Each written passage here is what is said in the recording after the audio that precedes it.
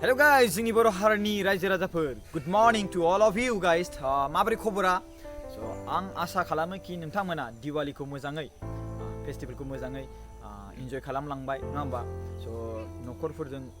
ज' जानानै दिवालीखौ इन्जय खालामबाय आं बेखौ आसा खालामो खायसे मानसिफोरा बुंनो हागौ आरो बुंदोंबो जानो हागौ कि दिवालीया बर'नि फेस्टिवल नामा नङा होमबा आं सानो आं बेखौ नाया दिवालीया सोरनि फेस्टिवल नङा होमबा आं जास्ट इन्जय खालामो विथ फेस्टिवल गुबुननि जा जोंनि जा जुदि बे फेस्टिवला आंनि थाखाय मोजां आं बेखौ इन्जय खालामनो हायो जोंनि न'खराव बेखौ इन्जय खालामनांगौ मिथिबायना जों बेयाव बम फुरा वर्ल्डआवनो मोनथियो दिवालीखौ नङा होमबा जोंनि इन्डियायाव बयबो इन्जय खालामो दिवाली गावनि न'खरखौ साजायनायाथ' गोरोन्थि नङा होमबा गावनि न'खरखौ साजायनाय बे लाइट फोजोंनाय नङा होमबा बेथ' गोरोन्थि नङाना गावनि न'खरनि गेटखौ ममबाति आगरबातिजों लगायनानै साजायनाय बेथ' गोरोन्थि नङा होमबा जोङो मालायनि फोरबो माबो बेखौ साननाङा मिथिबायना जों जास्ट इन्जय खालामनांगौ मिथिबायना आं सानो बेखौ जों इन्जय खालामनांगौ आरो आं इन्जय खालामदोंबो नोंथांमोना इन्जय खालामदों खालामाखै आं बेखौ मिथिला आं बमा बायना लाबोदों 3000नि आं बेयाव इन्जय खालामदों बास न'खराव एखेबारे पुरा धामाका खालामदों बाट नोंथांमोना खालामदों खालामाखै आं बेखौ मिथिला मिथिबायना खिन्थु आं खालामदों मिथिबायना मोनसे खोथा लोगोफोर मोनसे गोबां गोनांथार खोथा बेनोखि जों साननो गोनां आं बेखौ सिगांनिफ्रायनो भिडिअ बानायनो सानबाय थादोंमोन बाट दायो आंनि खाथियाव बे टपिकआ फैथारबाय मानो होनोबा सासे सुबुङा बेनि जाथाय माने बिनि जाथाया बे जाथाय आं भिडिअ बानायनो नागिरदों टपिक खालामनो नागिरदोंमोन बे गेजेराव गोग्लैबाय बियो बेनि दोहोआव गोग्लैबाय बेनि पेसेन्ट जाबाय माने आं बुंनो थांदों कि जोंनि बर' सेंग्रा सिख्लाफ्रा उन्दै क्लास 9 10आवनो मबाइल लायो आं बे लानायखौ बाजाया लानानै मोजां खामानियाव बाहायनांगौ मिथिबायना बाट बिसोर गाज्रि भिडिअ नायो एखेबारे ट्रिपल एक्स माबा गाज्रि भिडिअ नायो नङा होमबा बे बाथ्रा टपिक रायलायनाया बेयाव सोमजिगोन मिथिबायना बे नङा कि बे जोंनि समाजनि भिडिअ बाट बेफोरो बिराद साननो गोनां बाथ्रा बिनि सायाव भिडिअ बानायथारनांगौ मिथिबायना बेखौ जों रायलायबासो जों बुंबासो गथ'फ्रा बुजिगोन नङा होमबा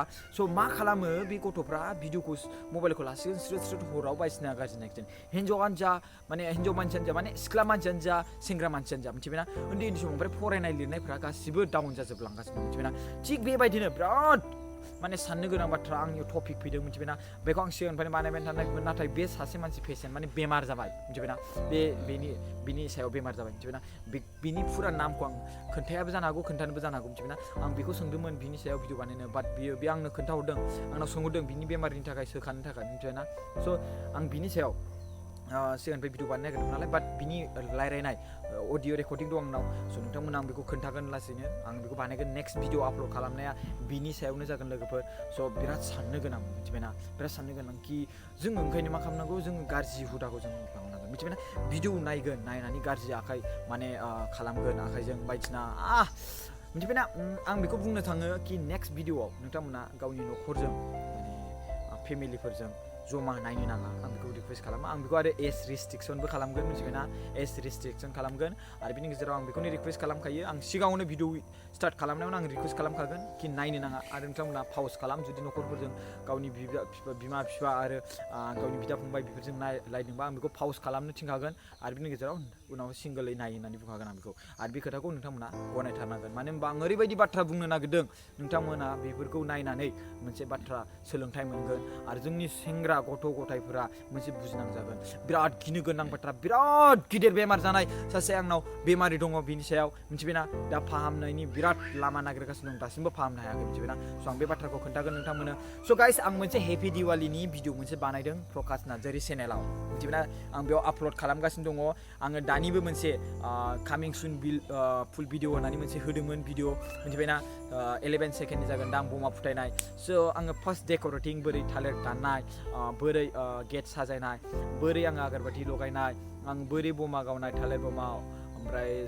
साउन्ड मिसाइल गावनाय आङो बेफोरबायदि फिसा फिनलु आङो गासै गावदों मिथिबायना आं बेफोरखौ सर्टै बारा गोलाव नङा आङो गासिबो दानस'जोबगोन माने दानै होजोबगोन फुलाथ' फुल भिडिअ बानायनाय बाट आं दानस' होगोन बबे इम्परटेन्ट जास्ट नोंथांमोना इन्जय खालामनायनि थाखाय इन्जय खालामनो हागोन नोंथांमोना गाइस आरो मोनसे भिडिअ आपल'ड खालामबावगोन आङो कि आं मैयाहाय कालि फुजायाव बेरायहैदोंमोन बे भिडिअखौ आं एक्सट्रा आपल'ड खालामगोन बाट जोंनि न'आव साजायनाय लामायाव बेनि भिडिअखौ आं एक्सट्रा खालामगोन आं आपल'ड खालामगोन अनलि अन बेयाव बे चेनेलावथ' आं आपल'ड खालामा बे जाबाय जोंनि बर' हारिनि माखासे कमिउनिटिसनि जोंनि हारिनि मोनसे सावरायलायनाय मोनसे गेदेर चेनेल नङा होमबा स' जों बे चेनेलखौ जोङो बिदिनो दोनगोन बेयाव नांला बंसा जों भिडिअ आपल'ड खालामनो हाया नङा होमबा स' माखासे नांला बंसा भिडिअखौ आपल'ड खालामनाय जागोन आंनि नामाव जाय प्रकाश नार्जारि बे चेनेलाव मिथिबायना स' गाइस नोंथांमोना बैयावबो कानेक्ट खालामना थानो हागोन मानो होनब्ला मालाबा आं भिडिअ आपल'ड खालामब्ला नोंथांमोना नुनो मोननाय नङा स' ओंखायनो आं नोंथांमोनखौ थांनानै डाइरेक्टलि बे चेनेलाव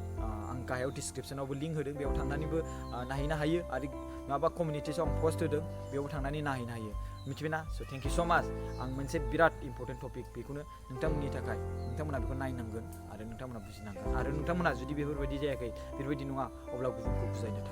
थारनांगोन मिथिबायना लाजिनायजों जानाय नङा मिथिबायना लोगोफोर जोंनि गथ' गथायफ्रा गोबां गाज्रि हालोदाव जागासिनो दं रानख्रबलांगासिनो दं मेगन नुवा जालांगासिनो दङ सानस'नो हायि जालांगासिनो दं मानि थाखाय माखासे बाथ्रा दङ कामिं सुन फैगासिनो दं लोगोफोर गुड मर्निं